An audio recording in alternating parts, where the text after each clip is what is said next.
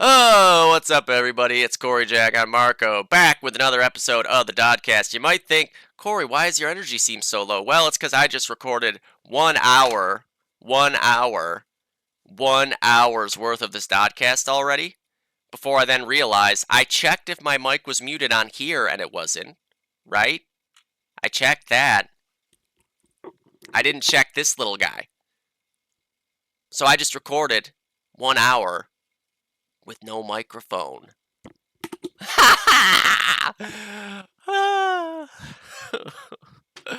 Okay.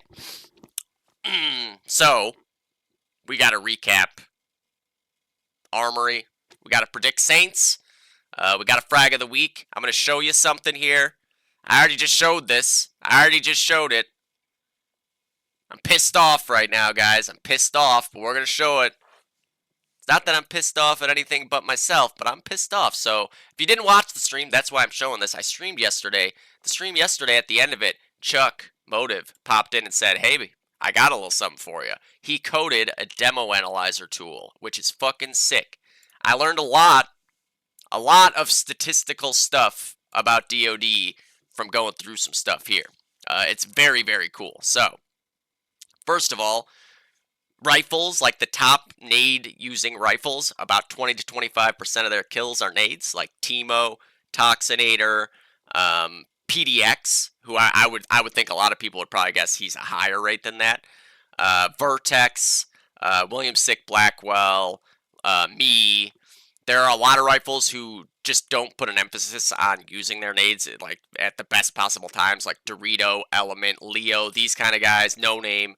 These guys they would be around like 1/6, 1/7 ratio of nade kills to total kills. The first group of people I listed is about 20 to 25%. That's the top like rifle area. And then you have CK, who's about 33 or more percent, with some halves where he has over 50% of his kills with nades, as you'd expect. And then I showed this demo as an example, but now I know that that demo is actually glitched out, so I'm not going to look at it because I don't want to. There's some bugs with this still that Chuck is working on trying to get taken care of, and those bugs were happening in that demo, so I'm just not going to show it this time. Here, I don't remember how good of a example this was, but let's take a look at the guys we got here. So this is the demo tool, right? You can click this and see who capped out, right? So this is the finals, the third map of the finals from Season 5, Bandits versus Thunder. So this does take into account an extra 2 minutes of pregame, it looks like. So there might be some wrong data in here. Let me just check. Colin. So this has some TKs in it as well. But let's just ignore the fact that there's TKs in here. Colin with 12 grenade kills here. He had a total of 49, so 12 out of 49. Again, basically that 25% mark. Like I said, about 20 to 25% for this, the top tier rifle nade users. And as I said with Brian, let's take a look at Brian. He's a guy who doesn't put as much emphasis on the grenades. 5 and 2. 7 out of 81. That's actually less than 10% in this case because he had so goddamn many kills. He had 41 Garand kills out of 51 there. Again, alright, there's no way he had an STG kill. I don't think he had a butt stock. He did have 3 bar kills. He actually had 4 bar kills. No, one was a Garand in that streak. And then, you know what? I can verify that even further, right? You can see the kill streaks right here. So, where's the Garand bar? Garand bar. Garand, bar. So wait, then Grenade, Garand. I don't remember that part of the streak. So I'm a little confused by that, but this is in the Thunder movie. Does he really go throw a grenade, pick up a Garand again, and get a kill at the end of that streak? It's possible. Garand, buttstock, K98, Garand. This is another clip from the Thunder movie right here. This is actually like the second last clip of the movie. Garand, car. I know he had like a 4 Garand, yeah, right there. Or even it could be this one. Like, maybe he got this kill and then like 10 seconds later he got these 4. But like, how cool is this? You see the amount of time it took to get those kills in the streak, how many kills in the streak, and exactly how you got the kills. This looks like it's a very long streak here. And I'm confused why he went Garand, Buttstock, picked up a car, got 2 kills, and then swapped to a Garand again? What is that? That's insane. Like, he's flexing at that point. He's just flexing at that point. That's fucked up, Brian. I guess when you're feeling it, you're feeling it. Okay, so again, Brian, very minimum nade usage. What about the Rod here? The Rod, who I was showing, one of the most underrated, I think, naders in the game. I mean, he doesn't play the game anymore, but when he was playing. Here, though, we got 4 and 5. So 5 out of 47. That's actually a low rate. That's 1/8, 1/9, almost a 10% mark there. So that's actually a rare low. It could just be a couple of the demos I checked were on Lennon, and he's particularly good at nading on Lennon long. That's very possible.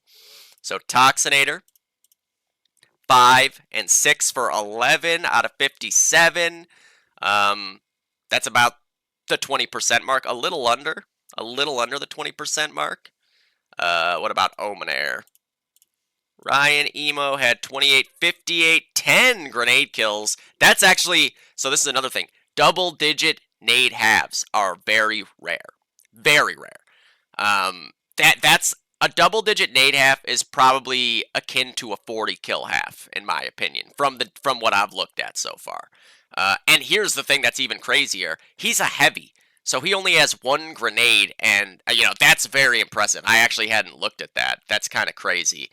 A double-digit nade half from a heavy is very crazy. So 14 out of 58, you're looking at a 25% mark, basically, there for Ryan Emo on a heavy. That's very rare. Taylor is one of the best naders in the game, in my opinion. Here he has 10 out of 56, so he's right around that, 18 to 20% mark, right? 56. It's about 1/6. It's between 1/5 and 1/6. So yeah, 15 to 20%. Again, with only 1 grenade, right? I'm actually shocked that I just saw a double-digit nade half out of a heavy, because that is the first time I've seen that in all the demos I've looked at. Jules here has 54 kills, 2 and 2, 4. That's kind of like a standard heavy half. We looked at Milo a bunch of times yesterday, and he gets very few nade kills. Which, if you know Milo, that makes sense. None this half, 2 on Axis. He's more focused on shooting your fucking head off. We all know this. Anyone else that we can check here? Alex. Okay, so this is a weird one for Alex, too.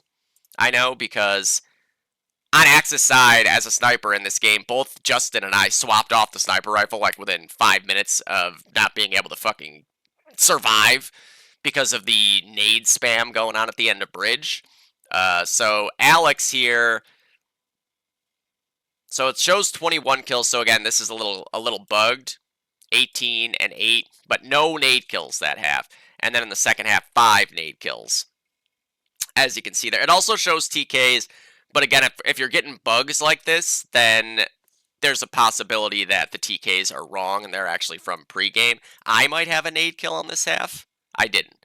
See, I swapped off the sniper with only 7 kills. I tried heavying. I know I got a bar streak there. Let me see, where's that bar streak at? MP40 bar. That's the bar streak I was referring to. 1 pistol kill, 2 Unter kills. Yeah, triple STG at the end of the half. I mean, this is just sick. Again, oh wait, I forgot to look at CK. Fuck. Whoopsies. Oh, I didn't know if that would work or not, and it did. CK. So, 2 and 12. A double-digit CK nade half, and basically as many kills as he had with any weapon here. CK. Again, double-digit nades, rare. A player having about as many kills with the nade as any other weapon, also very rare. CK, 14 out of 41. Really? 14 out of 41, that's what, like 14 times 3 would be 42? So that's another 1/3, basically half for CK. CK, easily the highest nade kill ratio of anybody in all the demos that I went through, which, again, wasn't like thousands or anything. But I went through a shockingly high number of demos between yesterday and today, and CK is way above. Now, again, does that mean you're the best nader? That's all depends on your theory of how, nades work and what's important about them. Do you think, like CK kills himself with nades a lot. He will die to get off a nade just to get a nade kill. Is that more valuable than just hitting all your nades 25% of your kills? Is 33% more valuable than 25% if you're killing yourself to get those extra nade kills? I don't know. That's up for debate. I looked at old demos, and as you would expect, nade kills were very, very low. They steadily increase as the years go on. Looking at CPL-05, I mean, the top rifles in that game, Brian's nade usage was basically the same in CPL-05 finals compared to now. He was in that, 10% or, 12% area of nade kills compared to his total kills. And the server as a whole was, I would say, probably about half as many nade kills, give or take. Again, I wasn't putting in the statistics somewhere and doing all the math, I'm just eyeballing it, but basically about half. That's one of the biggest changes from the old school game as it's gone on until now. People just understand nades better, when to use them, how to use them, the proper way to throw them. All the fancy ones, you used to just kind of prime a nade for as long as you were going to prime it, throw it near where you were hoping to throw it, and that was that. You weren't thinking too much about it at the time. Eventually, people learned about the Harrington over long nade. There were still only a few people who were throwing that for a while. And then over the mountain nade, still only a few people throwing that for a while, etc., etc. The break from mountain house onto mid, only a few people throwing that for a while. The spawn house nade on Anzio over the top, only a few people throwing that for a while, And now everybody, not everybody, but I would say a pretty, half of the game at least. I said 75% yesterday, and she was like, you're being very, very kind in saying 75%. Or I think maybe I said 90%. But most people in the game know how to throw all these nades and throw them well and timed well. So, again, it would be sick if I could find a way to implement this for the stats for Chi and all the guys doing the stats. This is so cool. Chuck is the fucking man for making this and then giving it to me here to play with because I've spent way too much time doing this. This segment is 12 minutes here. It was 20 minutes in the first recording of this video. I had to cut it down because I was like, I can't. Anyways, I'm just making it longer by talking. Again, thank you, Chuck. We're going to watch the frag of the week. This is my first time watching it. Ha ha ha.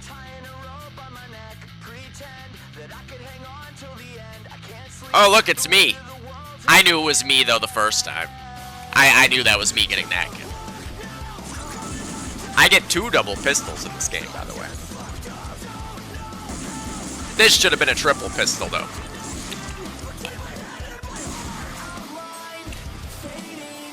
Baron. One of the best players in silver so far this season. Lower.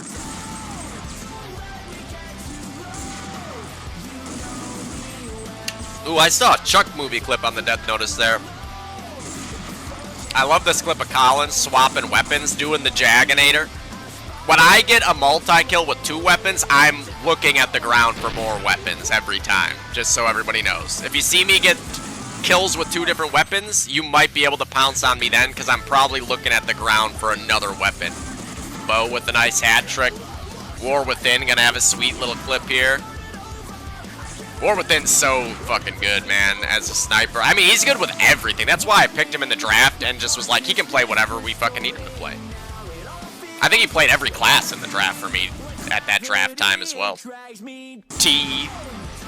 Using, as I said in the earlier version of this, the very, very good spot of sniping from rope here. This is an OP area to get as a sniper. We saw it out of Nightmare in the overmatch. Just making sure I'm not muted. Nice shot there. That guy was very lucky to get away. But don't worry. He's still going to get another. Bop. Nice clip for T there. Now we have Fincher, who is like the star of this frag of the week, I would argue. This is pretty fucking insane right here. He has 2 insane clips. This man is a god. I can't believe I'm having to re-record all this again, guys. 1, 2, 3, 4. Nuts. Nuts. Nuts. He's not holding on to these clips. Why is everyone else holding on to their clips? Matt Bazana here, a very, very good, that was a double kill, by the way. This is me.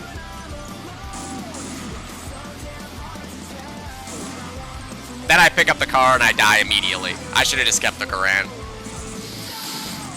Baron again here. Very good game from Baron this week, as I already know because I already recapped all of lower. Nice shot there. I literally recapped all of lower. Colin getting the big nade break, which actually clutches because they were ninja capping there.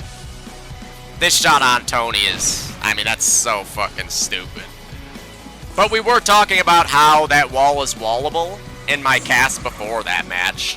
And I put it to use. I walled Tony there, I think, 4 times. That one was just so random. Fade away, running Garand. Matt, as I said, very good at rifling this route. And here's Fincher again. As I said, the star of this frag of the week, in my opinion. You're going to see why I said that. I mean, this guy is just so fucking good, man. He's so fucking good.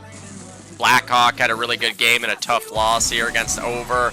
I'm disappointed that nobody from Over submitted to this. Over, Nightmare, Chi, Caffrey, and SZ are hoarding their clips for some reason. They all had insane clips in this game, and they didn't hand them over. I'm upset about this. T again, that poor guy on bridge, and the poor sniper. They thought they had bridge and were pushed up and safe, and T said, "You ain't safe, bitches. You ain't safe." Nice fucking clip, taking extreme aggression, and now another insane Fincher clip. 1, 2, 3. This guy looks like Milo when he plays, man. 4. And then he gets his 5th kill stolen there. I'd be yelling at SQ if I were him. Don't nade my 5th kill. I want an ace. Then he gets a car. How many kills do you think he'll get here? I know already because I've already recorded this once. 1, 2, 3. That's how many kills he gets. This poor guy. Gets sprint, wide, swung, running, car kill. This clip by Justin is sick. And as I said when I watched it before, first he goes for a swim. He likes to keep the cardio up. Got to stay in shape. The man looks good. And Justin's pistol is so goddamn good, especially in transition, like when he gets a car kill first. So good. And this shot is insane. I would scream if I died like that. And I'm sure Chuck did. Just not over the mic because he's polite. He's got manners. Alright, we're just gonna jump into this shit. This is how far I got, by the way. This is where I was. I was here. This was the last game to recap in lower. So I'm sorry if I seem like I'm gonna go a little fast now, because I'm kind of furious at how often I start recording with my mic muted. Okay, first of all, Expired versus Stunt. 371 to 120. Expired continue to look like potentially the best team in lower, as I predicted in the pregame, or in the preseason. So, continuing the trend as well. SQ statistically, a very high nominee for potential best stats player in the lower division. So, first of all, and Fincher is another one who I think will be up there. So, 209 to 35, Allied side here for Expired. Generally, map, I think, plays Allied-sided overall, historically looking back. So, kills were plus 26. However, Raven 6 and 12, I'm pretty sure he must have lagged out, so they could have easily broken 200 here with Raven's real kill total. There's 100% chance Raven could have had 37 kills here. 100%. It's Raven. He probably had 30-plus kills. He might have had 37. But on the stunt side, Vanicky, of course, is a goddamn beast. 39 kills for him there. Love to see Vanicky back and playing. Thank you for being around. 25 for Matt. 21 apiece for BLK and Sirio. 16 for Top. 15 for PFG. And then on the other side, Fincher, the star of the frag of the week. Of course, 44 kills. We saw what there was. 7... in that one streak, 3 in that other streak, and 5 in that other one. So we saw 15 of those, basically, just in the frag of the week. Insane. 31 for SQ, and you'll see he has a bomb-ass second half as well. 69 kills for SQ after having 80-something last week. Very much a top nominee to be the number 1 stats player this season. 30 for Nitrox. Nitrox getting in there, man, for expired is a scary, scary precedent to set for everybody else in the lower division. If you got Nitrox in this team as well, good luck, everybody playing against these guys. They are going to be incredibly strong. He had 30. Evs with 27. I think this was his first live action in the match this season, and starts it off strong on the bar with 27 there. 25 for Pizza, and again, Raven. It says 6. It was probably 37 because they probably broke 200 because it's fun to say a team broke 200. Just speculating. Then on to the second half, 162 to 85, a little bit closer because, again, I think the map is generally allied-sided. 171 to 140 are the kills. Matt with a nice half, 29 on the bar, 27 for Top as well, 25 for BLK, 23 for PFG, 20 for Vanicky, 16 for Serio, and then on the expired side, Top Fraggy, Mr. SQ, 69 total. He beat Fincher by 1 because that's 68. Pizza Hut, 34 on the car. Another good car half there for Pizza. 31 for Raven on the Axis side. Again, makes it very obvious that he could have had 37 on Allies potentially. 24 apiece for Nitrox and Fincher. 20 for Evs. Expired continue to look like a dominant force in the lower division. I cannot wait to see Expired, a DOD team, Easy Company, and No-Go, like when they're playing each other. Then we're going to know exactly what things are looking like in lower. Right now, the lay of the land after 2 matches, you can make some inferences, but a lot of it's still speculative. All right, so a DOD team versus Best Buds. I said in the Dodcast last week, I felt like this was going to be the closest game of the week. I was right. It was the closest game of the week. I didn't get to cast it because it was at 8:30 and we were scrimming. I thought, realistically, I could do a half of it, but our scrim went too close to match time. There was no way I was going to be able to cast a half of the game. It ended up being a 39, 1 point less than a cap out win. I don't know if this was by a last second cap or anything. It's so possible on this map. Best Buds belong in that same category as the other teams I just listed. They just are having a tough start to the season, but I assure you that team will be right up there and be able to beat any of those teams by the season's end. They just have too much talent on the team. Chicago Legend will be one of the best rifles in the division as he continues to get more and more back into the swing of things. All right, so first half, 105 to 79, a 26-point victory in this half for a DOD team on their allied side. So if you're the Axis team here, if you're Best Buds, you're feeling pretty okay about your chances here, I would say. They actually outfragged them to 160 to 149 in favor of the Best Buds. 31 for War Within. As I said, the guy is just such a good sniper. He's such a good everything. But, sniping in particular on a map like this, he's going to put up 60-plus kills. 29 for Hopper, I assume, on a heavy. 27 for Chicago Legend on a rifle. 26 for Bromley on probably a rifle, right? 24 for Epion, probably on a heavy, or it could have been on a third, and then 23 for Big Bird also could have been a heavy or a third. And on a DOD team side, another high-level nominee for the number 1 stats player in the league this season is Baron. Off to a torrid start in lower this season. 37 kills on the bar here. Top frags by 11 over anyone else. Azilla had 26. Savage with 25, looking great. Great so far this season. A source player having no problem making the transition to 1.3. 22 for Head Like a Hole. 22 for Bow. 17 for Meep. And then on to the second half, unfortunately for the Best Buds, they lose by 13 here. Kills were 165 to 134 in favor of the Axis side. So this, the map can play Axis-sided off the back of either your heavy route being controlled well by your heavies and rifle that gets sent there, or by the cars and sniper just obliterating everything. Those are generally the ways you see an Axis side win. And if you look here at just the scores on the DOD team side, Baron on the heavy route with 35 kills, Savage with 34. I have no idea which one of them went the heavy route. Bo had 25 on the heavy side too. That's 60 kills between the two heavies. And then either Savage or Azilla, both around 30. Savage with 34, like I said, having a great start to this season What did he have in the first half? 25, 59 kills. Just a great game for him. 25 for Bo, as I said, 23 for Head Like a Hole, 19 for Meep. And then on the Best Bud side, 33 for Hopper, top fragging there with the bar. Oh, sorry, no, second top fragging because War Within had 34, as we saw in the frag of the week, a really, really strong 4K sniper from that Allied Loft. 28 for Brom Bomb, 15 for Big Bird and Chicago, and then 9 for Epion. And a big W here for a DoD team in a tough matchup. This was a tough matchup, and they passed with flying colors by 39 points there. Then, on to Easy Company versus Carr. So this was a 260 to 144 game, so that's what, 116? Yeah, 116. Pretty close, basically 2 cap-outs. Easy Company is a very, very strong team, and most of their players have played together a lot. So even beyond how much frag power they have is their experience playing together, and in a team game that really adds up.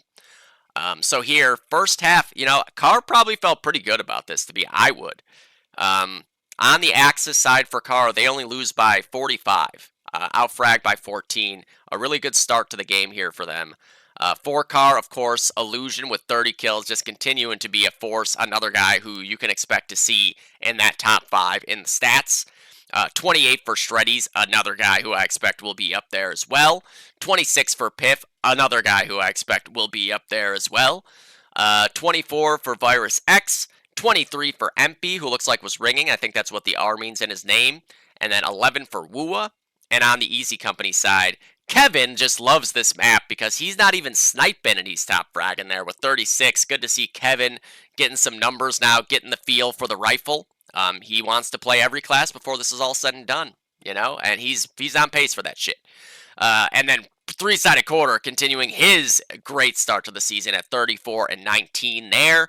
Matt Life with 25, 22 for Stark, 21 for Laura, 18 for Zamp. And then on to the second half, things fell apart a little bit here for Carr.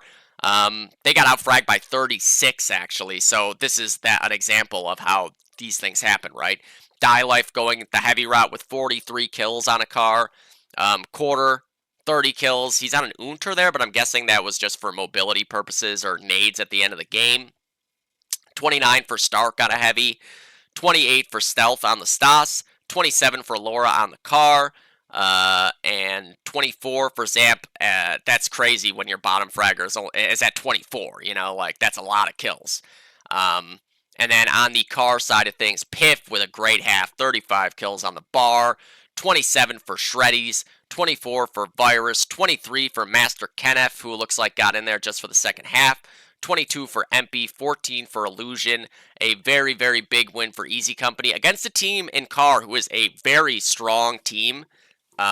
They're just working through the early season new team growing pains right now. This team is committed to getting better from everything I've seen. They are ready to put in the work, and if you look at their games to start this season versus what they're going to look like come playoff time, it is going to be a very, very different look. This team will be there come the late stage playoffs, I assure you. They have so much talent on this team, and all guys that want to get better together. And that is worth its weight in gold in DoD, because a lot of the time, you just think you need the best players you can get, and then you're fine. That's not the way this game works, unfortunately. Just ask Elephant.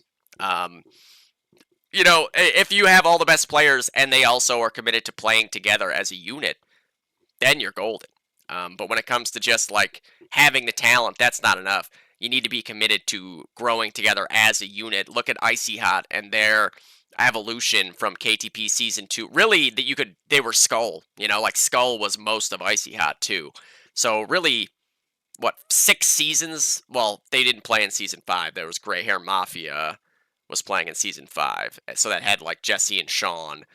But 5 seasons. Season 1 through 4, and then Season 6. That team, if you look at the way they were losing games early on, even though they were an all-star team, and then as the seasons went on, they started losing really close games. And then they started winning all those really close games. And then they started not even having close games because they were so goddamn good. This is the timeline of how the best teams form. G-Skill. Go all the way back to the beginning of G-Skill. They were flawless. Then they were drugs.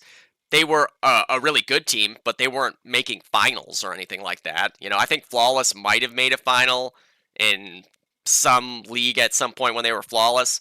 After that, not really. And then you get to the point where they become G-Skill. They've grown together. Their players have gotten better together. And now they're an absolute force to be reckoned with. Thunder, same thing, you know, like you grow together. Thunder was basically a pro. So we already played a full season and then a LAN with like the core of our players together.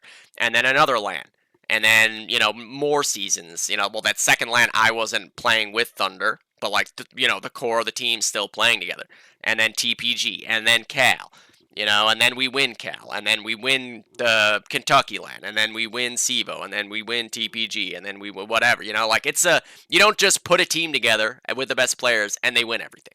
It's just not the way it works in this game, unfortunately. Except for 5.5 Men, because that team was basically, it wasn't really it was kind of a blending of G-Skill and Thunder. But it was like mostly Thunder, and then the players that got slotted in were players who already understood how to play with the rest of us, because it was like our main rivals. We all played against each other and together so much, it was really easy to slide that in. But that was, you know, that's not a new team. That's like 5 players from an old team and one guy coming in and slotting into that 6th spot. Like, I don't think we ever really had 2 new guys in the lineup on 5.5 Men, but that's like a rare, you know, new team, all-star team, not really like needing to play together for multiple seasons before they immediately saw results. So Carr just needs to keep the pedal to the metal. I assure you they will be one of the best teams come season's end. And then the last game, which I already started to recap and didn't finish, No-Go 245 to 109 over the Wickeds. So on the No-Go side here, Axis first half, really close game here. Good start for the Wickeds. Plus 27 is the kill total on the No-Go side. Manned, as I speculated, would he play? And if he played, would he snipe? He did snipe. 40 kills, of course, because Manned is a goddamn fucking crazy sniper. And then 23 for Pocho, 19 for Ryan, 17 apiece for Bullet and Lucho, 9 for Leto. And on the No-Go side, Stamp is another top nominee to be number 1 in the stats this season. What a start for Jared on the heavies. Back to heavying, no problems whatsoever. He doesn't need to snipe to be able to put up 80 kills. 41 on an STG. 34 for T as well, another guy who's going to be one of the best snipers, period. 34 and 15 is a great sniper half, obviously. And we saw a lot of those kills in the frag of the week. Manga with 24. Ryan with 22. Back on the heavy. It looks like Ryan is that guy like me who's just getting unlucky and having to play every class depending on who's there. So you can never really get into a flow state with any of that. And then Kush on the Stas with 19. Greg 12 and 10 with the car. I'm guessing there's a lag out involved there. That's my guess. So the kill total actually was probably a little bit more far apart there. And then Allied side 146 to 17 plus 34 on the kill total. You had 27 on Man for the top frag again there, 24 for Bullet, 23 apiece for Ryan and Pocho, 22 for Lucho, 9 for Leto, and on the No-Go side, 31 for Rye Guy on the bar, 30 for Manga on a Garand, 28 for T, great, 62 kills on the sniper, and 33 deaths. That is basically a 2-to-1 ratio. Not quite Nightmare level, where you're like 6-to-1, but no one else is Nightmare, you know? 2-to-1 is what you need to do. 26 for Jared on the bar, 25 for Kush on a Garand, and 22 for Greg on the other Garand. No-Go continue their winning ways, continue to be one of the most favored teams on the lower side of things. And yeah, like I said, I can't wait to see like Expired, a DOD team, Easy Company, and No-Go playing each other. You gotta figure one of those games is getting played this week. I don't know, I haven't looked at the schedule. Alright. On to the upper side of things as I continue to try to make up for the pace of an entire wasted recording. So we had TMC versus DOD Worldwide, 326 to 120. Really, this game was very, very close early on. In the first half, at some point we were losing by like 50-something points. They capped out on us, team wiped us and capped out, took the whole map, just fucked us in the ass. These guys are really tough to play against, man. Like, you can't just go out there and expect to, like, play default DOD and win against them. They have too much talent, and they're too good at playing with each other. You need to find a way to break through just how good all the players are on this fucking team. So the kills were plus 24 here. The score was plus 25. On the worldwide side, Corey Price, 31 kills on the Garand. A great half there. Riv with 26, and I swear like 20 of them were him pre-firing me through a corner in the head. 24 for Soya, 23 for Insight. Again, I think that like a lot of his kills were on me. 19 for Tony and 14 for Rafinha. And on the TMC side, Jesse with a hero half there, 40 and 22 on the STG. Ryan Emo getting in there, not having too much trouble getting back into the swing of things. We scrimmed G-Skill right before. That certainly helps get the cobwebs out. He had 28. I had 26. 24 for Jules. He went 24 and 17 there. Keep a lookout at Jules' KD ratio throughout the season because he wants to challenge Nightmare for that KD title. And then 22 for Sean, 21 for Mitch. And then onto the other side here. Allies, 209 to 28, 203 kills to 115. You know, we just had kind of like basically a perfect half. Like, not much went wrong this half. There was one point where communication kind of broke down, and well, here's what basically happened. I respawned. We had bridge and the heavy side, and I went box haul, which is my route, like up to rope. And I got up to rope and went to go down, and we already had 4 guys in pizza. So then I was like, okay, I guess I need to go back up to bridge. And by the time I got back up the rope, the DoD Worldwide had noticed that there was nobody on bridge and cap bridge. It was the craziest, like, 10 seconds of DoD, because I was just like, oh, I guess we have this area. Oh my god, they cap bridge. Like, I just did it just completely, like, out of my peripheral. You know, Jules tried to like 1v4 them on bridge at that point and came up a little short, but I mean, we had a really, really strong half here. Like, things were just clicking across the board outside of one communication breakdown. But on the DoD Worldwide side, Soya and Riv with 24, Corey with 22, 17 for Rafinha, 14 apiece for Tony and Insight. And on the TMC side, Sean with 41 on a Garand, 37 and 19 for Jules on the Sniper, 33 for Jesse to top frag overall was 73. Mitch with 32, getting to Garand Stas this week, which I'm sure was fun for Mitch to not have to heavy for a week. Then I was 31 and 15 because I didn't really have much left to kill, and I think half my kills were with a pistol. I had multiple double pistols, and none of them were headshots. Like, that clip in the frag of the week, that's all the pistol kills I got. Just bodying. I can't hit the head to save my life. And then last, Omenair at 29 kills. A total KD ratio of 203 to 120 is pretty crazy. This is one of those halves where if the ball gets rolling, you can break 200 kills. You know, same like Harrington, Allied side, Lennon. I don't think on Thunder or Anzio you can do it. Saints, Allied side, you could probably break 200. Maybe Axis side. In the right circumstances, but Allied side Armory is another one of those halves where it's a strong enough half that if your team is having a strong half on it, you can break 200 kills for sure. But yeah, GG to DoD Worldwide. They had us legitimately sweating for a large chunk of the first half here. We had to like kind of reset and reevaluate what it is that we were doing, and we're able to kind of get things back under control. I think there was, there was 2 games up here. So, Over versus GSR, I got to cast most of the clinic game, I think half of the clinic game to be exact, and this entire game. So, Over looked absolutely unbeatable in this game. And again, how many times have I said it? Over is a team that needs to be talked about in the same breath as TMC and G-Skill. Do not look at last season. Last season was a very fucked up, unlucky season for them. Look at what they did in the playoffs against 3H, the eventual champs. They almost beat us on both maps. And they had a lag out on the one map that, you know, like, that makes a big difference. Regardless of the direct effect, the, you know, snowball effect that comes from that lag out, 100% a factor. Over is one of the best teams, period. And this is a great example of what can happen when Over is going hot. 383 to 86. Let's take a look at how it broke down. 183 to 73 on their Axis side, plus 50 on the kills. For GSR, Blackhawk with the top frag. As I said, he had a really good game. 27 for him there. Empy in the Bear with 24. Brandon with 21.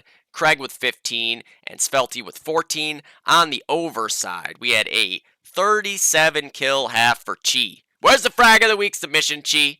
We had a 33 kill half for Caffrey. Where's the frag of the week submission, Caffrey? We had a 33 and 9 half for Nightmare. Where's the frag of the week submission, Nightmare? I have to troll them because all game I was talking about how they need to submit to the frag of the week from this match, and there's not one of them in there. I was so sure that at least one of them would submit. I wanted to see these clips, maybe have my cast thrown over the top of them. Nightmare had a fucking insane game on the sniper, by the way. 29 kills for Sokka as well, 26 for SC, and like all of them were movie clips, and then Kum Kum had nothing left to kill. So yeah, it was a plus 110 point lead. I keep forgetting that I don't have to X out. And then on to the second half. So we're missing an over player here. Who are we missing? SC. Okay, SC lagged out right towards the end of this game, but he was in the 30s, I promise you. We're going to call SC 33, okay? So on the GSR side, Craig with the car. I mean, just you wait till Craig's Garand gets caught up with his car, man. Watching that No Luck Thunder Finals, which there's a cast for on my YouTube channel. It's called Vintage Cast, Cal-I Finals, whatever the fuck. Go watch that game, and you'll see what the DoD KTP League is in store for when Craig gets going fully. Y'all in trouble. 32 for him on the car, 28 for the Bear, 21 for Blackhawk, 20 for Svelte, 17 for Empy, 15 for Brandon, and on the overside. So what's that total score for Nightmare? 75 and 25. That is a 3-to-1 KD ratio on the dot. I'm sorry, Jules, but your work is cut out for you if you want to catch up to this guy. Good luck. I tried, and he always ended up beating me by, like, I think the one season he had like a 1.65, and I was like 1.4 as the second best. Like, I think there was one season where I technically won, I think, because he only played like 2 matches. Like, so he's listed at the top, but he wasn't, like he didn't qualify technically. But that was, again, an aberration because he just didn't qualify. He just didn't really play. 42 and 16 for Nightmare. I said 33 for SC and like 10 movie clips. I'm pretty sure I'm correct. 32 for Caffrey, 31 for Chi, 27 for Sokka, and no kills left for Kum Kum to get poor Leo there. And yeah, just a big W here for Over, making a statement.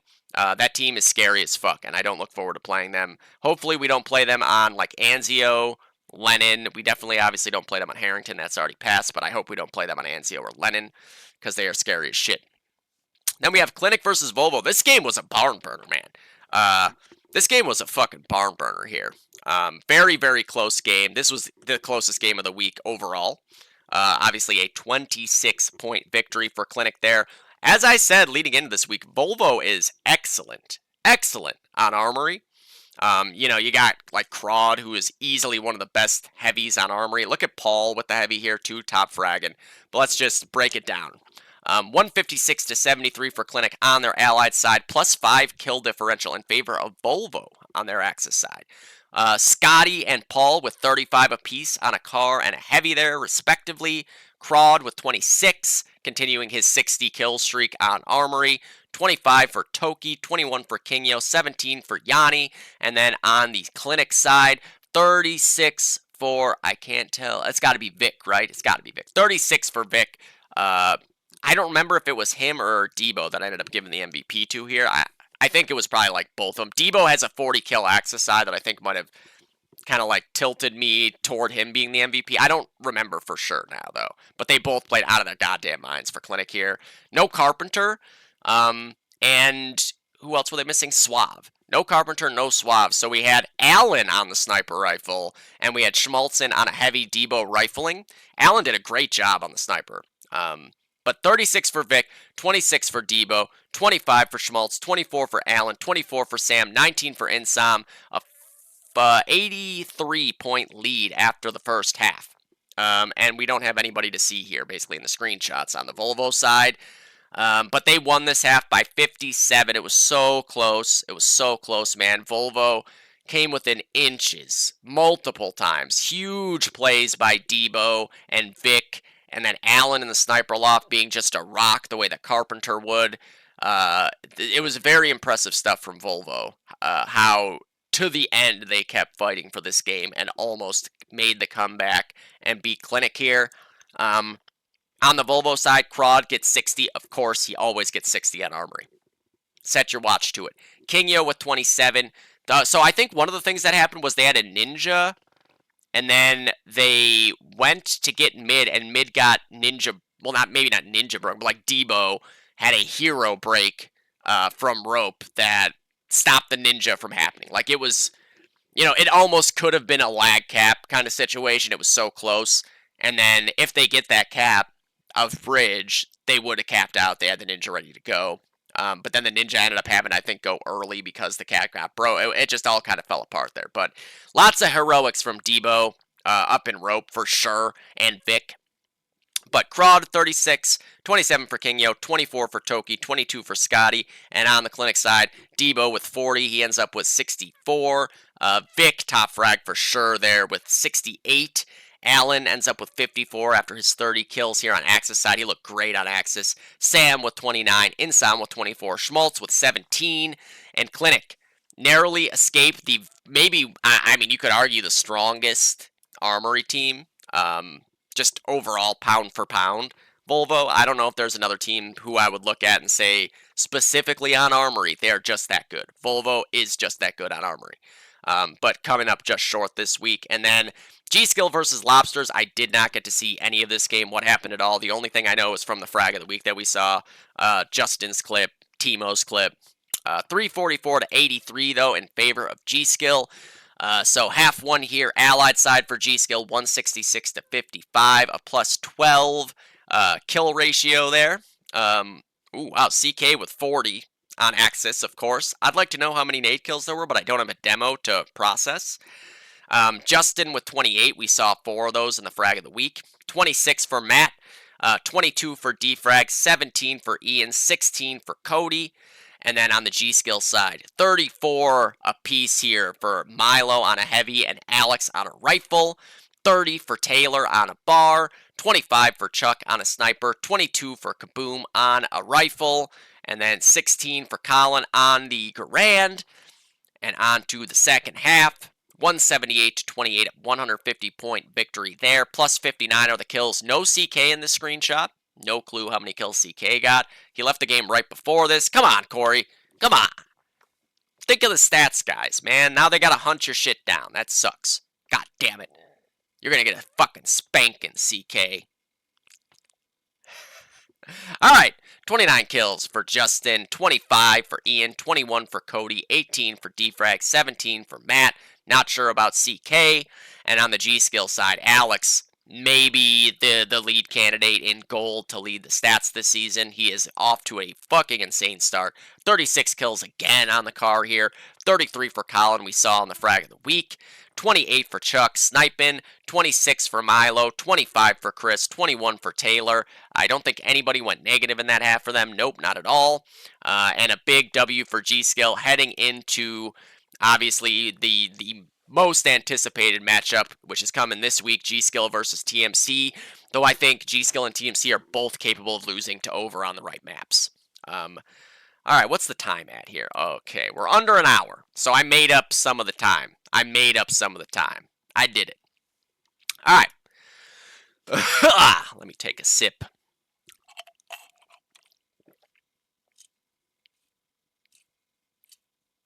Ooh, yeah. Oh, yeah.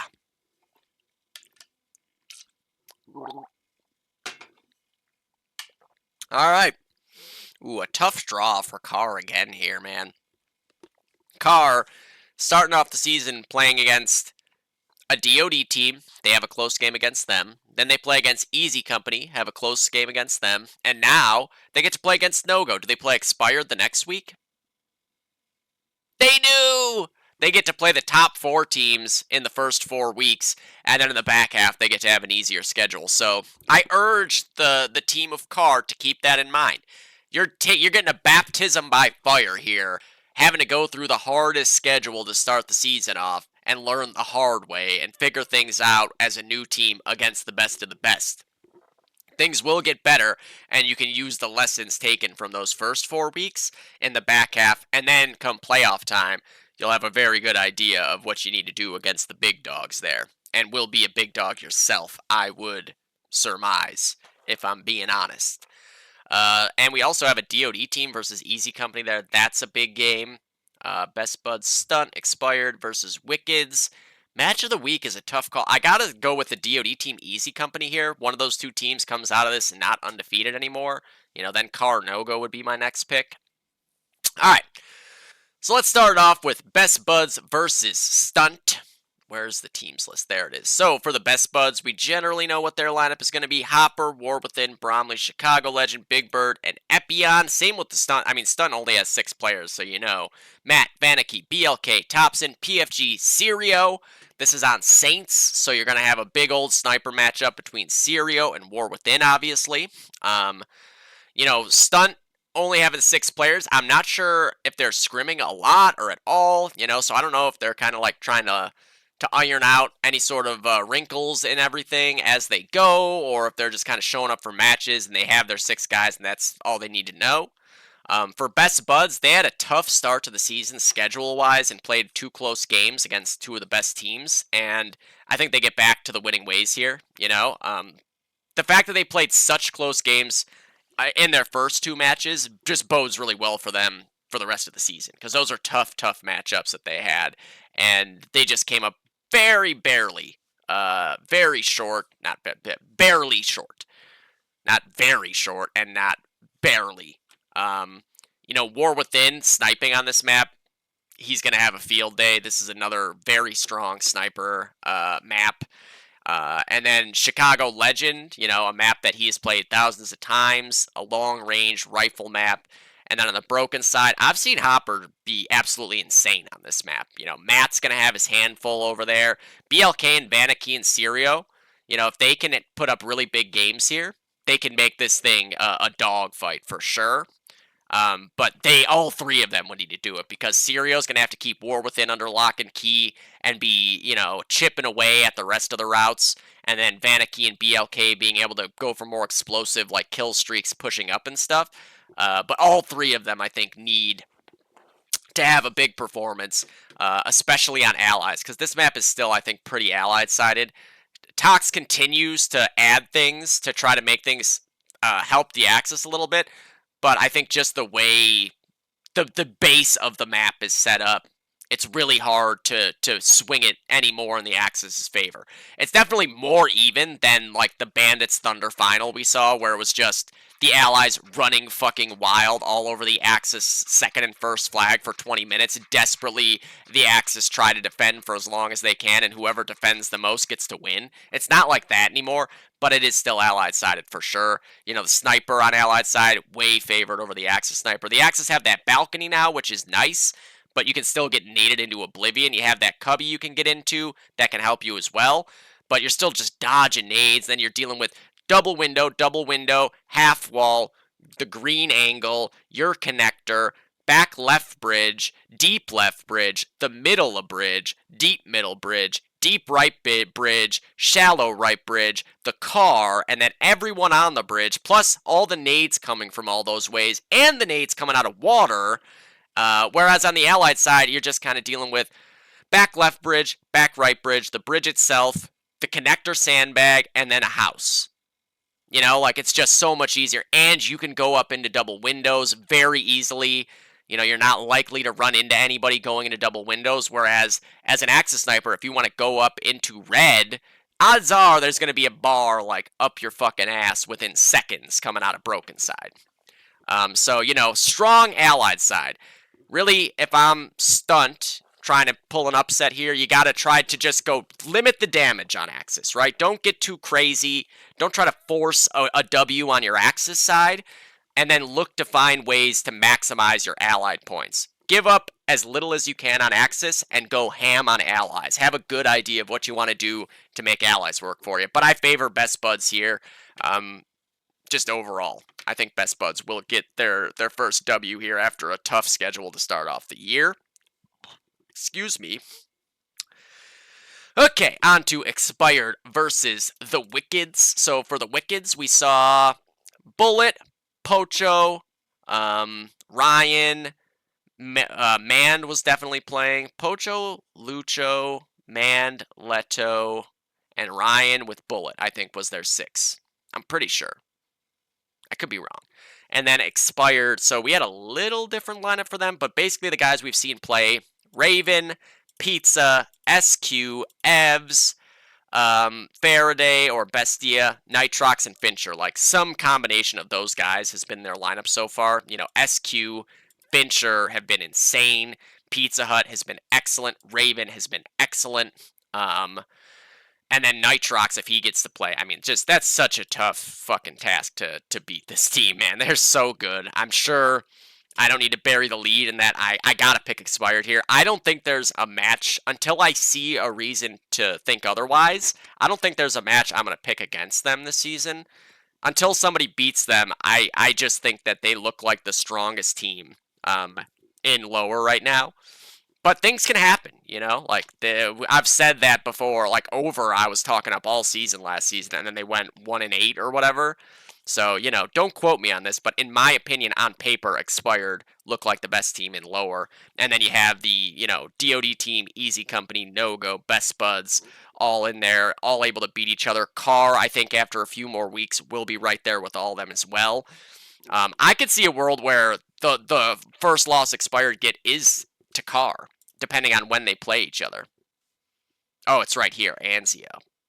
That's right, I just said that. You never know, man.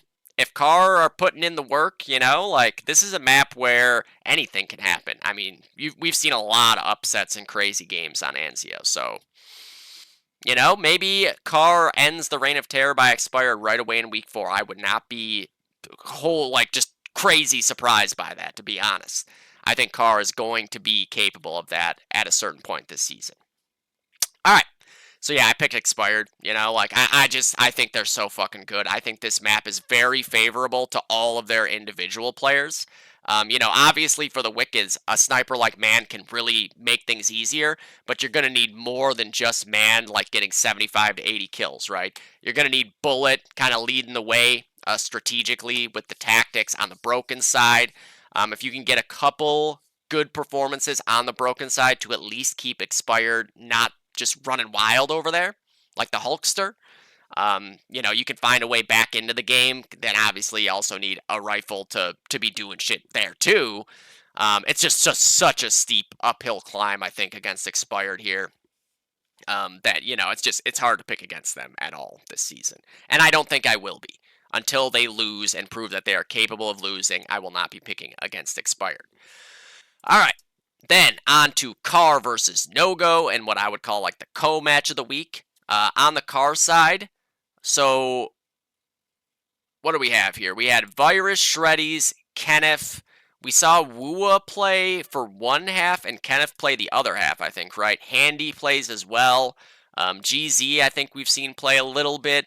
Jane, Louie, Piff, and Mike. You know, they don't seem to have like a specific starting six. They've gotten kind of everybody in at different times here.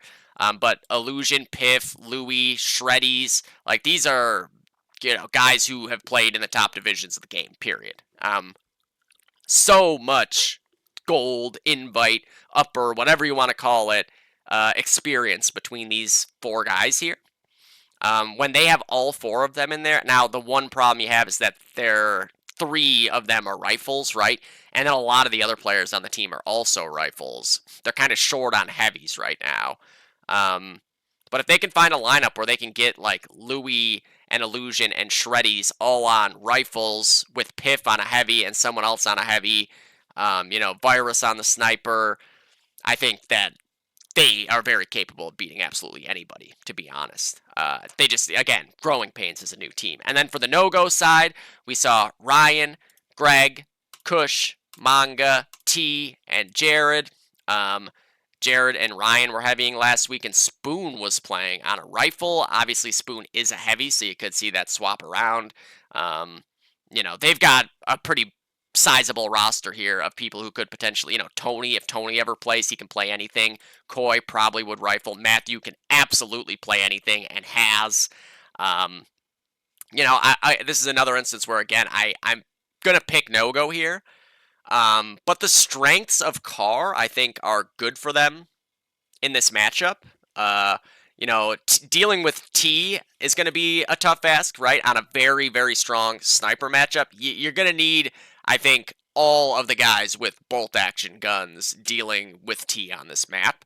Especially on the Allied side, I think he will very, very easily have a 2-to-1 KD ratio. Axis, it gets a little tougher, but like if your water player is having a good half on Axis, so you don't have to deal with one set of nades, and then Broken you have pretty good control over. You know, you got a guy connector dealing with the back right of bridge, so you're never caught off guard by a guy peeking there. You could see T put up a 2-to-1 overall here. You know, depending on who's sniping, Virus, Shreddies, whoever it may be, going to have their hands full. But obviously, if you're going to have Piff on a heavy route, you're going to have Illusion out there somewhere. You're going to have Shreddies out there somewhere. Like, there's a lot of firepower you got to deal with as No-Go here. They can't take this team lightly at all, or else they will get upset. Like, I can almost guarantee that if they go into this matchup just going, well, Carr is 0-2, and we're No-Go, we haven't lost in, like, fucking a year or whatever now, they could get beat very easily. I don't think that they will yet. I think Carr is not quite there, just as a unit. Like, their players are all there individually, but just figuring each other out as a unit is just going to take a little bit longer. But again, if No-Go takes this matchup lightly at all, that is bad for them, because Carr has such good players that just a couple of them having their A game would be enough to beat you on this map. Especially if they get rolling on Allied side and they're just pushing for caps left and right. You know, there's not many. I can attest to how few ways there are back into an Axis half when the Allies are just feeling themselves and running straight forward with good players like constantly shooting you when you get out of spawn and nades blowing up in your face. I think this will be a very close game either way, but I'm going with No-Go here. But again, this is one of those where it's kind of like, don't sleep on Carr here, or you will pay for it with your undefeated season. And then on to the official match of the week here. We have a DoD team versus Easy Company. Winner gets a share of first place here, or it could even potentially. That's probably, like I said, I think Expired will win. That's who I picked, so I'm saying Expired will be undefeated, and then one of these two teams will be undefeated. On the Easy Co side of things, Laura, Die Life, and Kevin rifling, 3-sided quarter on the sniper, having a great season sniping. And then heavy-wise, it's been Hey Hi 1 week, Stark 1 week, and then Zampalet has been the other heavy both times. So probably some or you could see Stark and Hey Hi potentially here, right? And then for a DoD team, Head Like a Hole sniping, Bojanglers on a heavy, Baron on the other heavy, Azilla, Meep, and Savage on the rifles. Now, they have Arachnid on this team. You could see them move things around a little bit, right? Like, if somebody's missing, or if just Nick doesn't like sniping this map or whatever, you can put Arachnid in there, and this would be a good time to do it, right? Arachnid, on a map like this, will have a field day. He always does. Something else to say, right? E-Man, I don't know, I guess this was being talked about in the community, but E-Man got into a motorcycle crash and busted a bunch of ribs, dislocated his shoulder and stuff, so hopefully Nick gets well soon. That was a little bit of a traumatic flashback moment when I was seeing people trying to get a hold of Nick. It reminded me of back in the day when we heard that Eric Sears had died, and we were all trying to get a hold of him in E-Man's vent, and everybody was freaking out. You know, in this instance now, I was trying to fucking get a hold of Nick, you know, looking for him all over social media, seeing if anybody has an updated number, which, you know, I didn't, Eric didn't. But eventually someone got a hold of him. He got into a motorcycle crash. He was in the hospital. He's all busted up, but he's doing okay. Just, you know, hopefully Nick feeling a lot better soon. The man is a genetic specimen, so I'm sure he'll heal like Wolverine. But yeah, hopefully we can see Nick back playing DoD soon, because I have been talking about it for 3 weeks, how much I want to see Nick come back and be heavying in matches. Fuck. But yeah, DoD team, that's basically the general lineup consensus there. This is a tough one. So 3-sided quarter up against Head Like a Hole or Arachnid, right? That's a good sniper matchup. That's a coin flip. On a DoD team side, their rifles are deceptively great. You got Meep on the third, right? And then you got Azilla and Savage have both been lights out so far this season.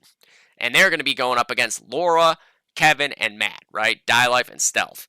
Die Die Life probably going to be the broken side rifle, and he is excellent on both halves of this map. I can tell you this from playing against him in the semis last season on it, and going head to head back and forth with him on both halves on that route. He is tough, man. He's tough. I think the heavies for a DoD team going to need to kind of to bring things back in their favor on the broken side because of how strong Matt is on that route. I don't know if it'll be Laura going water or Kevin going water. Like, I've seen Laura go water before and be great at it. So I don't know if she likes that route and wants to go there, or if because Kevin is third rifling, if he's going to default to that water guy. So I think it'll probably be Bo or Meep in that water matchup, right? And water is a route that I think a lot of people take for granted. Water gives you a beeline to the opposing team spawn. I've seen people say water is a useless route like train car, and I gotta ask if those people have ever played a competitive game on Saints in their lives. Because water is nothing like train car. Water, you can shortcut straight through water, straight up to the spawn. They can be pushed, and you can just shortcut right behind them and go kill a spawn wave. How many times in matches have we seen, I remember Corey Price in a match getting like 5 different 3K plus streaks coming out of water on Allied side up to the Axis second and first flags, especially now that the Axis second is where it is. Like, you just get a free pass straight to the opposing team's flag. You can prevent a cap out getting that flag. Like, your whole team is getting pushed from behind and you found a seam to get through and get behind them through water.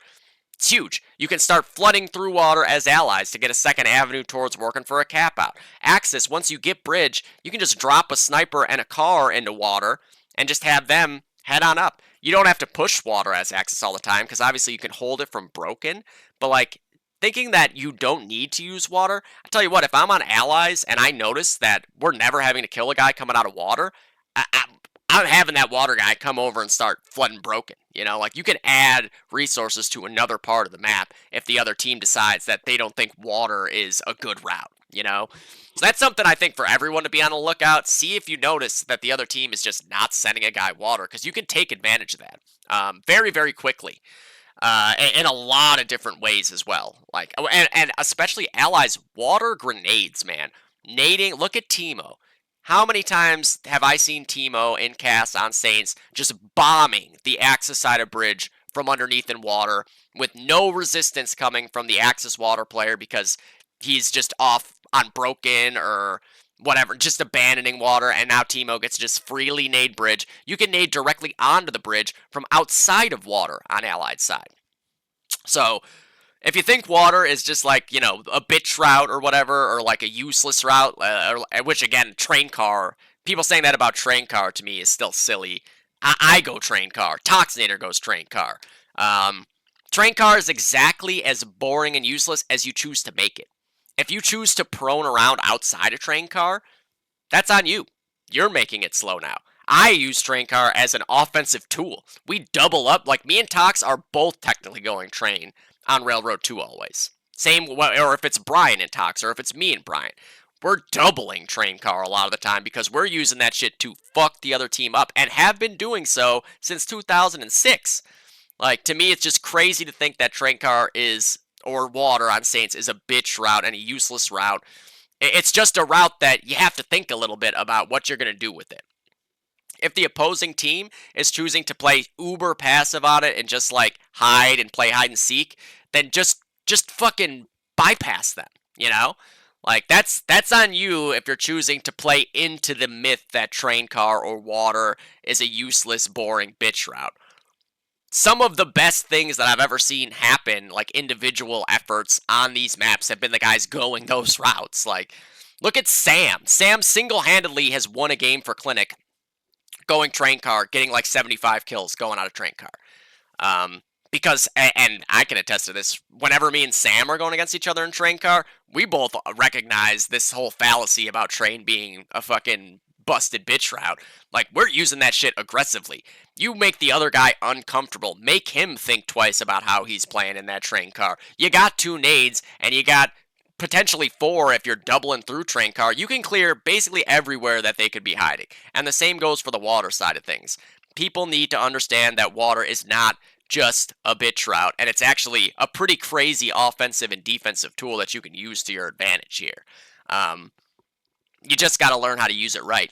Go watch a couple casts or a couple demos and see what the best players in that area are doing on that route in order to maximize their impact potential rather than just going like, well, I'm the third rifle, so I'm stuck going water, fucking boring, and then go 15 and 15 because like I just sat outside of water the whole time and nobody pushed me. Like that's on the player, 100%. I promise you that this myth of these routes being useless. I mean, I kind of hate the fact that Railyard got rid of train car. It's fine because now it gives like an even more varied version of the map, right? Taking the train car out, making four-way like kind of a fucking crazy route now. That's fine. I don't have a problem with that. I think it was kind of good overall to make Railyard. To me, they already played very different, to be honest, and always have. But making it even more different was an interesting concept. I wasn't sure if it would work at first. I thought it might be a clusterfuck, but people have figured out good ways to play that. But yeah, just my 2 cents on the whole water is a useless route and you don't need to go there. Axe aside, fucking Saints, like probably half of my kills in total, whether I'm sniping or rifling, come from pushing water.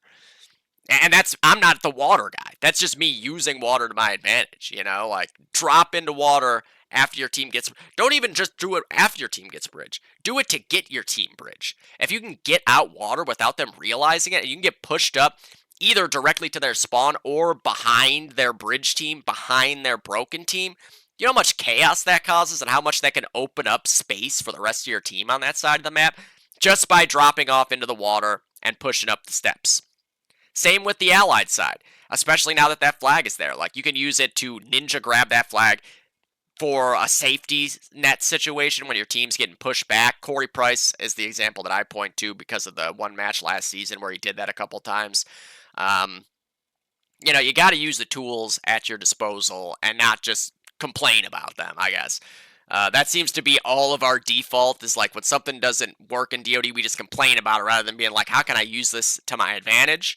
Especially map-based stuff, there's some things you just can't, right? The game is fucking broken. Do not be mistaken. This game is broken, and we see it literally dozens of times every game we play, every game we watch, every game we cast. But the maps themselves are not the broken thing about the game. The maps are a tool to use at your disposal in an attempt for your 6 players to score more points than the other 6 players. There's nothing broken about maps themselves. I mean, they can be. There can be glitches, but the way the map is made is not the broken side of things. You just got to figure out how to use it.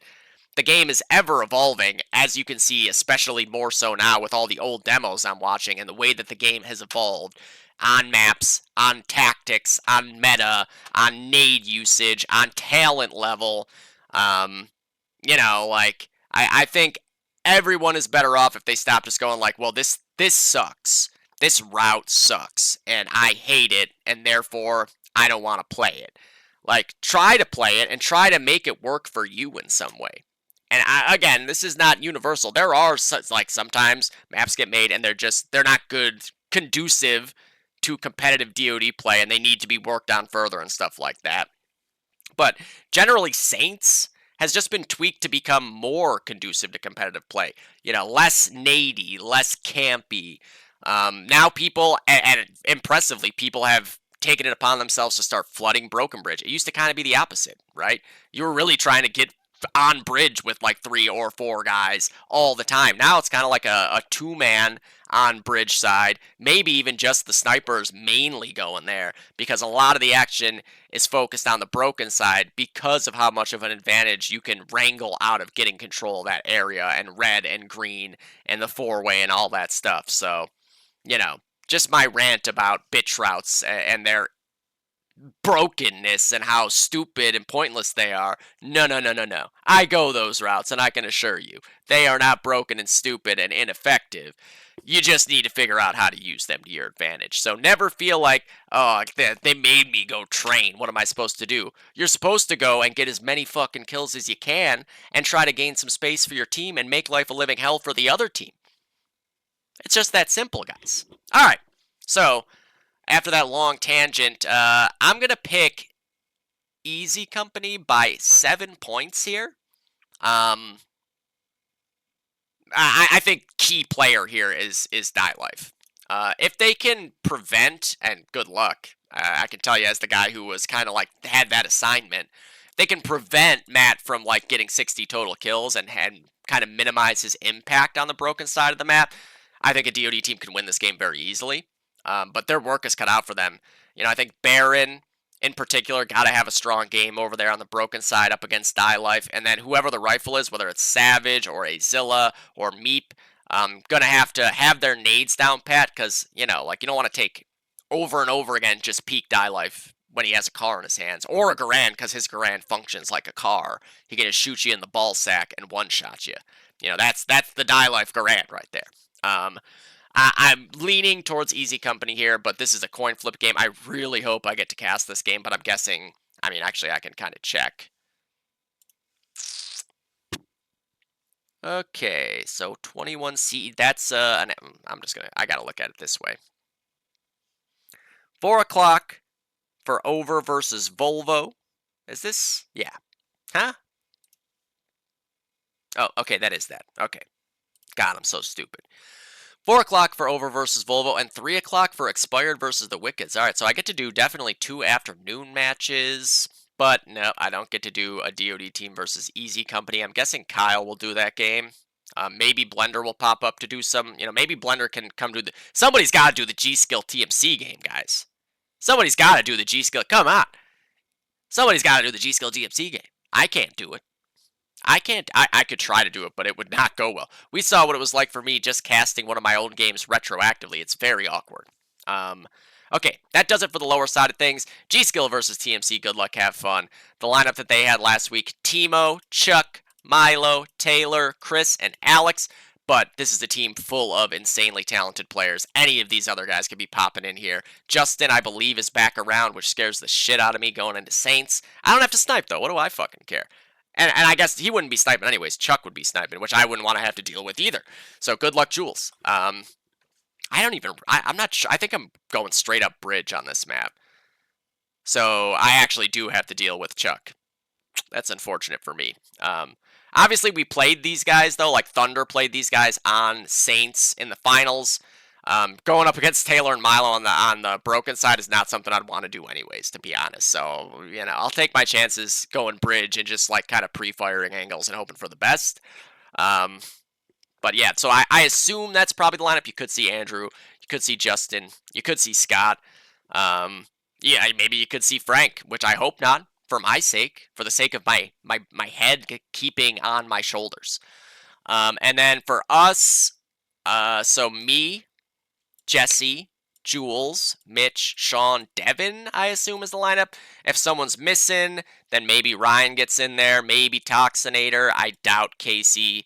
And I doubt J-Rod. I don't know if J-Rod has played DoD since Season 5 at this point. But yeah, probably Jesse heavying, Bees heavying, me rifling, Sean rifling, Devin rifling, Jules sniping. I'm sure this match will be crazy. I'm sure I will have PTSD flashbacks to the Bandits finals game when I'm on Axis and they're just jizzing down our throats at our last flag. At least now I won't have a sniper rifle, so I'll be able to, like, move and not just be stuck standing somewhere dying over and over again to Alex and Justin and Colin. Alright, on to... Oh, I don't need to look there. I need to look here. That's the match of the week, though, right, realistically. But I'm not going to predict it. I have no idea what's going to happen in that game. Either team could win or lose by any amount, in all honesty. If either team comes into this game a little bit too tight and nervous about playing against each other, they've already lost the game at that point, to be honest. Like, this is too high a level of DoD across all 12 players to really be able to go in there, like, clenching and pressing too hard or not pressing enough. Like, everyone in the server just needs to play their game. This is 12 players who have played a lot of high-level DoD. I don't expect that'll be a problem. Alright, so what's next here? Over versus Volvo. I am going to get to cast this game, which is sweet. And Volvo is a strong team on this map. Again, they like these bridge maps, man. I've seen Volvo have some crazy Saints games as well. So, on the Volvo side, so lineup-wise, again, it's kind of, there's some 50-50s in here, but Paul and Crawd on the heavy seems to be a given. We haven't seen Manor play yet, but I'm sure if they need him, he can slot in play basically anything. Toki on a sniper, or I guess if he was missing, Darren could snipe, or if he was missing, Paul could snipe, or if he was missing, Gianni could snipe. Scotty's going to be there on a rifle. Kingyo probably there on a third. And then, is it Darren? Is it Yanni? Is it Manor? Only the time will... I mean, honestly, Paul can also rifle too. Lots of options for that lineup. On the over side, Kum, Saka, Caffrey, SC, Chi, and then Patton or Nightmare. If neither of them are there, Mata or James could be playing for someone else on any spot. Like, all of their players are insane. Over is good on this map, too. We already saw them last season against a tough, and again, I can attest to this very personally, a tough DICE team on this map where they only lost that game because of a last-second random flag cap by DB as time expired in the first half. That 1 point is why Over didn't just win in regulation by 1 point, and then instead they lost in overtime by 2 points. But they are very good at this map. Volvo is going to have their hands full, and whoever's there sniping for Over, Toki needs to be very, very ready to try to make their life miserable. If Toki can just fucking zoom in here, focus on the opposing sniper, and not letting them have maximum impact, that will be a very, very big first step. Just need to not let a Nick or a Nightmare or a James or a Mata get too comfortable where they feel like they can just do whatever they want.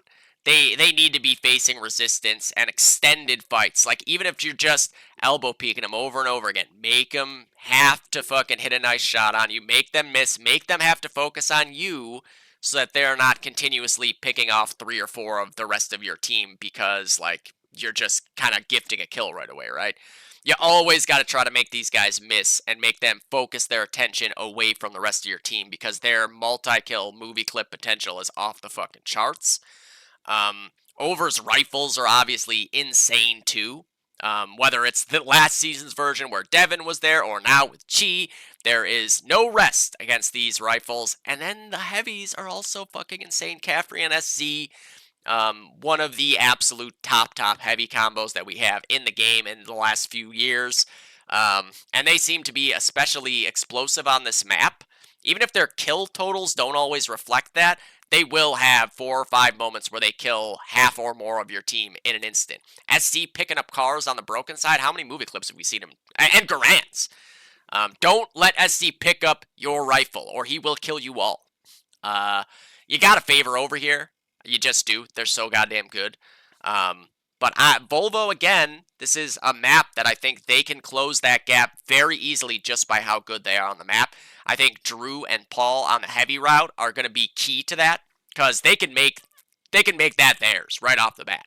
And then whichever rifle is going there can reap the benefits of that, having all that extra space to be able to deal with the firepower that Over brings to the table. But the chaos of Crod and Paul and the way that they play, they're not just going to like sit and wait and let you walk into them. They are taking the fight to you, and that can be very overwhelming, man. Like, you might think, like, oh, they're just running at you, that's an easy kill. No, because they're also killing you while they're running at you. And then you're tilted, because they ran at you and they killed 3 of you. And you think, like, well, why didn't I just kill that guy? What the hell? Like, I was hiding on this angle, and this guy just flew around the corner and standing barred 3 of us. And now I'm tilted. And now I'm off my game. You know? The broken side of things is really key on this map, obviously, all around. And Paul and Crod being on that side is very good for Volvo. Toki and a sniper matchup up against whoever is sniping for Over here, going to be very key as well. And then nades. If you can avoid taking a duel with Over, you should really avoid it, you know? Nade them. Use your nades. Get your nade shit down pat here on the Volvo side, which Kingyo is one of the best naders in the game. You know he's already good to go on that. But if everybody has their nades out, because Over's not really worried about fucking... They want to shoot you, man. They don't want to fucking nade you. So make them get naded, you know? Like, these are the ways back into this game for Volvo. But I got to pick Over because I've been singing the praises of this team for far too long to pick against them now. All right. What's next? Lobsters versus GSR. So on the Lobsters side, CK, Defrag, Modgers, Ian, Justin, Cody, I think has been 1, 2, 3, 4, 5, 6. Yeah, okay. that's been basically the lineup. Like, they have obviously guys that can fill in all over the place here. You know, if John can play, he can rifle, he can snipe, he can heavy. Ben can do anything. Nick can do anything. Kev, I think, is generally thirding or heavying, roughly. And then on the GSR side, Blackhawk on a heavy, the Bear on a sniper, Craig on a rifle, dropping bombs, Booten on a rifle, Empy on a heavy, Svelty on a rifle. But you got a lot. Again, you have Austin play. He can rifle, he can heavy, he can snipe. You get Colby in there. He can definitely rifle or heavy. I'm sure he could snipe. Magel being back, like, he's obviously a heavy, and he's going to run at you, and he's not going to stop. So, I played against Lobsters the other day, and obviously I played with the core of this team. Saints is a pretty fucking good map for them.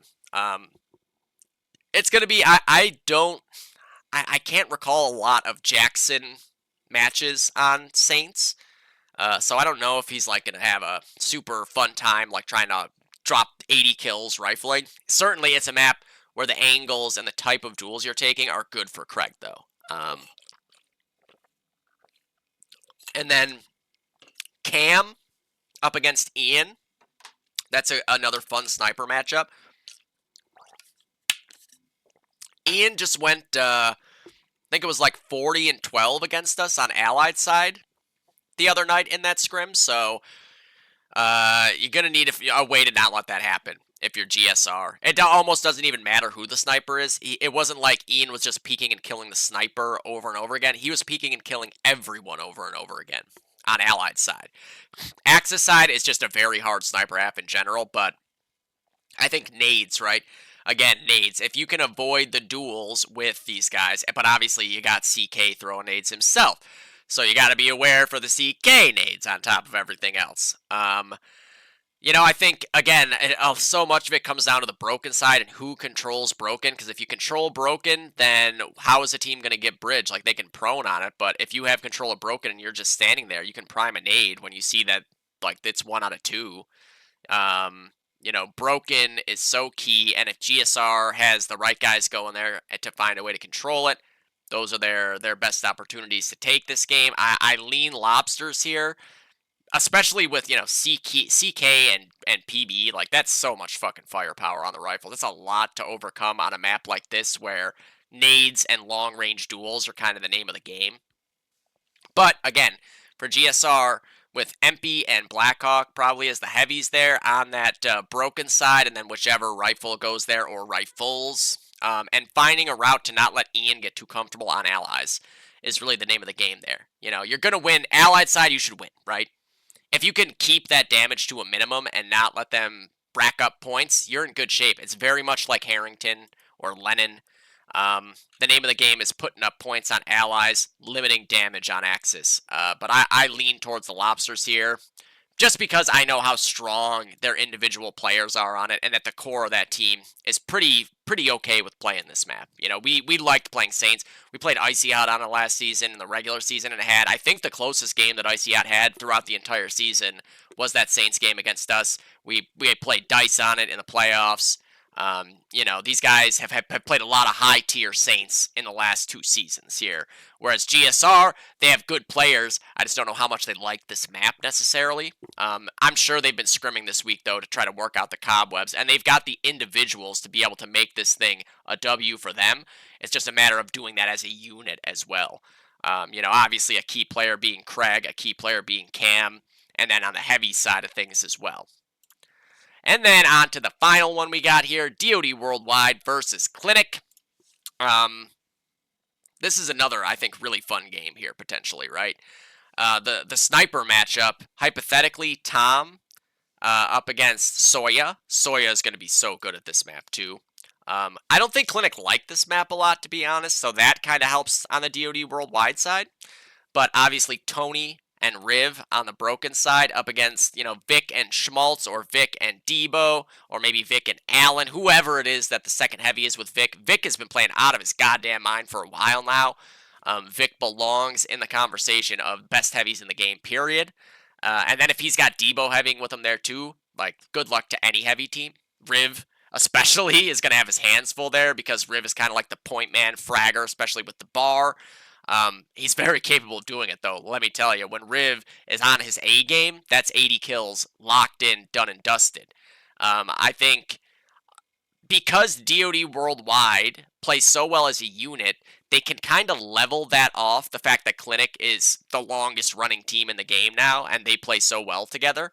Clinic will also play very aggressively, especially on the rifle side of things. Like, they will just keep trying to frag you over and over again. Again, it's damage control on Axis here. Corey Price, great Saints player. Riv, great Saints player. Rafinha, great Saints player. Soya, I'm sure, is going to be great on this map. Those guys all, I'm sure, are going to be out of their goddamn minds in this game. And then the support players of, like, Insight and Tony know how to play their roles so well.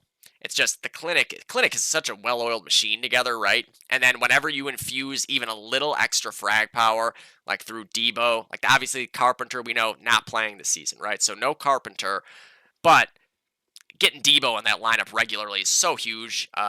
He just brings an extra wrinkle to the team that I think really rounds out what Clinic brings to the table perfectly. Obviously the highlight of that being Clinic beating Thunder on Anzio, which was a map that Thunder has probably lost on less than 5 times in 18 years or whatever now. These guys are fucking good at this game, and on this map, they have a lot of very favorable areas that they can just absolutely obliterate you from.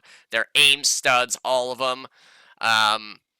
I'd go with Clinic here. I think this game will be closer than you might expect on paper, because DoD Worldwide has some serious fucking firepower on their side, too. You figure the lineup will be like Rafinha, Soya, Riv, Insight, Corey, and 9, versus like Tom, Sam, Scott, Insam, Vic, and Debo. Most likely those are the lineup breakdowns, with obviously potential moving parts in there, but the frag power on both these teams is crazy, and they're just going to kind of be button heads. It might just come down to whose aim is sharper on this day with these two teams, to be honest. Like, whoever gets a better warm-up in and comes into the game, like, hitting heads instead of shoulders, that could be the difference, because I think this is a really fun, pretty even matchup in all the individual breakdown ways. Like, do you see Rafinha go out and drop 80 and Riv go out and drop 80? If those two guys go out there and have, like, their A games, like, because we've seen them both do that so many fucking times, how are you gonna deal with that, right? Like, it's a lot to deal with, because they don't just get 80 kills by, like, hiding in corners and shooting 4 guys in the back or getting quad nades or whatever. They do it by stuffing their gun barrel down your throat and popping your little head off your little neck. So yeah, like, I think this matchup in particular really is going to come down to the individual performances from all these guys and what kind of form they're in on that day at that time. So yeah, I mean, I'm going with Clinic just because, like, I think they have the edge by a little bit, but I don't think it'll take a lot for DoD Worldwide to turn it back into their favor here. Just, again, like, a couple of huge performances out of their star players, and, Soya as well. Like, this is a very strong sniper map, especially on allies. I've sniped against Soya on this map. Like, on his allied side, he is so fucking good. Axis side, all snipers have a hard time on this map, I assure you. So that also kind of gives that allied side a little more strength as well, right? So, yeah, I mean, I'm going with Clinic here.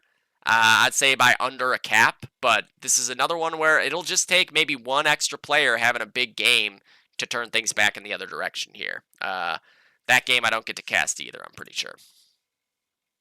No, I don't get to cast it, of course. I never get to cast anything fun anymore. But that does it. Where are we at? An hour 30. Hey, I'm doing great, guys. Technically it's 2.5 hours because I already recorded an hour where my microphone was muted, not on the Streamlabs like it normally is, on my little fucking stupid button. So yeah, thank you guys for watching. Thank you, Chuck, again for this demo analyzer. There's going to be a lot of streams coming up where I'm just sitting here analyzing demos with that demo tool, and we're finding stuff out about DoD players and what their strengths and weaknesses are. So yeah, don't forget to submit to the Frag of the Week. War Within is doing it this week. Then T is taking over on Anzio, which is, I mean, I'm sure, again, so relieving for War Within to get a little bit of a break. And yeah, If you get a clip, just submit it, man. Like, unless you're in the process of making a movie and this is sliding directly into a sick sync spot that you already got lined up, who fucking cares? Even if that's the case, who fucking cares? Like, I don't mind seeing the same clip twice. I'm not going to be like, oh my god, this mind-blowing clip. I saw this in a frag of the week 2 months ago. Why do they use this again? Like, that's just going to be like, oh my god, look at all these fucking mind-blowing clips. This movie's insane. Just do it.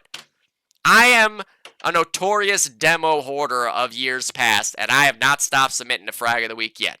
So, if I can do it, you can do it too. Love you guys. Mwah. Peace.